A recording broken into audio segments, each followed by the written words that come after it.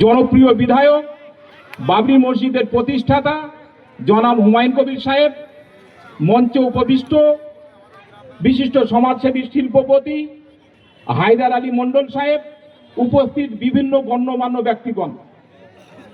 দেখুন, আজকে আমরা যে এই সভাটা আজকে আয়োজন করেছি, এটা হচ্ছে শ্রদ্ধেয় বিধায়ক হুমায়ুন কবির সাহেবকে সমাজের সেবক এবং সাহসিকতার জন্য অভিনন্দন সভা। কিসের অভিনন্দন, কিসের সাহসিকতা? তো হুমায়ুনদার সঙ্গে আমার দীর্ঘ 20 বছরের সম্পর্ক। উনি যখন মন্ত্রী ছিলেন আমি ওনার সঙ্গে ছিলাম, তারপর উনি বিধায়ক হয়েছেন, কিন্তু উনি রাজনৈতিক ব্যক্তিত্ব, আমি আইনজীবী, কোর্টে থাকি। তো রাজনৈতিক কোনো সম্পর্ক নয় ওনার সঙ্গে, একটা মানে একটা আর্থিক সম্পর্ক, একটা হৃদ্যতা, ভালো বন্ধুত্ব। তো মাঝখানে আমার সঙ্গে কথা হতো, কিন্তু রাজনীতির বিষয়ে কোনো কথা হতো না।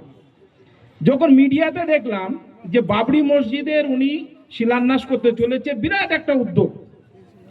তো আপনাদেরকে আমি বলতে চাই, এই যে 92 সালে 6 ডিসেম্বর বাবরি মসজিদ যেদিন শহীদ হয়েছিল, ধ্বংস করে দিয়েছিল, আমার আরএসএস, বজরং, ইসলাম বিদ্বেষী সংগঠনটা যেদিন মসজিদের উপরে শাবল মেরেছিল, তো সেদিন মসজিদকে ভাঙেনি, তার সঙ্গে সঙ্গে সমস্ত মুসলিম ভাইদের বুকে আঘাত এনেছিল।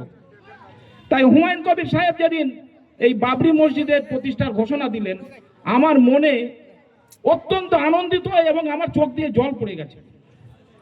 তারপর বিভিন্ন দিক থেকে ওনার ওপরে যেরকম হুমকি আসছে, সাধুরা বলছে ওনাকে মাথা কেটে নিয়ে এসো, 1 কোটি টাকা পুরস্কার দেব। বিভিন্ন সন্ত্রাসবাদী আরএসএস এর সংগঠকরা ওনাকে একের পর এক হুমকি দিয়ে যাচ্ছে। তো বিরাট একটা ব্যাপার। তো আমার মনের ভিতরে দেখলো যে এই লোকটার পাশে তো থাকা দরকার।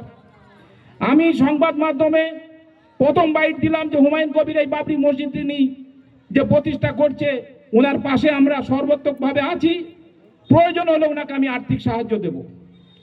এই কথা যখন বললাম, আমার কাছেও বিভিন্ন হুমকি এসে গেল। তৃণমূলের এমএলএ, জেলা পরিষদের মেম্বার আমাকে ফোন করে বলছে, ভাই তুমি একটা বিরাট একটা অঘটন, তুমি এক ভালো ছেলে, তুমি প্রতিষ্ঠিত আইনজীবী, এটা কি করতে গেলে? তো আমার মনের ভিতরে ভয় লেগেছিল সেদিনকে যে আমি কি ভুল করলাম নাকি। তারপরে বুঝলাম যে এরা প্রকৃতপক্ষে এরা বাবরি মসজিদের বিরোধী লোক।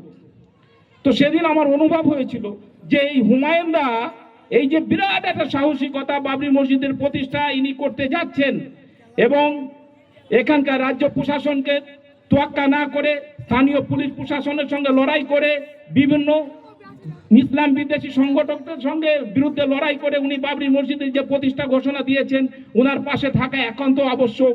আমি সেদিন আর চুপ থাকতে পারিনি, ওনাকে আমি ফোন করে বলেছিলাম আমি আপনার সঙ্গে আছি। ইতিমধ্যেই রেখে গেলাম ওই বাবরি মসজিদকে বন্ধ করবার জন্য কলকাতা হাইকোর্টে একটা মামলা হয়ে গেল। উনি আমাকে ভরসা করেন, উনি আমাকে বললেন যে এরকম ভাবে একটা বাবরি মসজিদ বন্ধের জন্য, শিলান্যাসের জন্য। সেদিন ছিল 4 তারিখ, 5 তারিখে হাইকোর্টে হিয়ারিং হবে। আমি সারা রাত ঘুমাতে পারিনি। সেদিন আমি ভেবেছিলাম যে যদি হাইকোর্ট বলে দেয় শিলান্যাস হবে না, তাহলে এত বড় একটা যে আমাদের ভাই বোনদের, যে আমাদের মুসলিম জাতির মধ্যে যে একটা আবেগ, আমাদের যে হৃদয়ের যে একটা প্রশস্তির একটা ব্যবস্থা, আজকে রুখে যাবে। যাই হোক, আল্লাহর অশেষ রহমতে সেদিনকে কিন্তু কলকাতা হাইকোর্ট এই বাবরি মসজিদের শিলান্যাসকে মান্যতা দিয়ে সেখানে সেন্ট্রাল ফোর্স, রাজ্য প্রশাসনকে, সেন্ট্রাল গভর্নমেন্টের প্রশাসনকে বললো পাহারা দিয়ে উনি শিলান্যাস করবে, উনাকে সহযোগিতা করো। পক্ষান্তরে বাবরি মসজিদকে কলকাতা হাইকোর্ট মান্যতা দিল, আইন মান্যতা দিল। তাই সেই রকম একটা সুযোগ, এই সুযোগকে আজকে আমাদের বাবরি মসজিদ শহীদ হয়েছে, একটা ব্যথা, বেদনা, একটা যন্ত্রণা আমাদের মধ্যে আছে। কিন্তু হুমায়ুন সাহেব যেটা করলেন এই বাবরি মসজিদের নতুন প্রতিষ্ঠার মধ্য দিয়ে, কিছুটা তো আমাদের মনের ব্যথা কিছুটা লাঘব হয়েছে। আজকে আমাদের মনোবল যেন কোথায় ভেঙে গেছিল, আমরা যেন দ্বিতীয় শ্রেণীর নাগরিক, মুসলিমদের মাথা তুলে চলবার মতো যেন একটা মানে কোনো জায়গায় একটা রুকুয়াট আসছে। তো সেখানে হুমায়ুন কবির যে আমাদের মধ্যে হিম্মত, সাহসিকতা, আত্মবিশ্বাস বাড়িয়ে দিয়েছে। এই জন্য হুমায়ুন কবির সাহেবকে একটা সংবর্ধনা সভা, অর্থাৎ ওনার এই প্রচেষ্টাকে সাধুবাদ জানিয়ে, ওনাকে ওয়েলকাম করে, ওনার পিছনে যে আমরা আছি এই জানকারি দেওয়ার জন্যই আজকে এই সভা আমরা আয়োজন করেছি। আপনারা সকলে ওনার পাশে থাকবেন, অন্য কোনো উদ্দেশ্য নয়।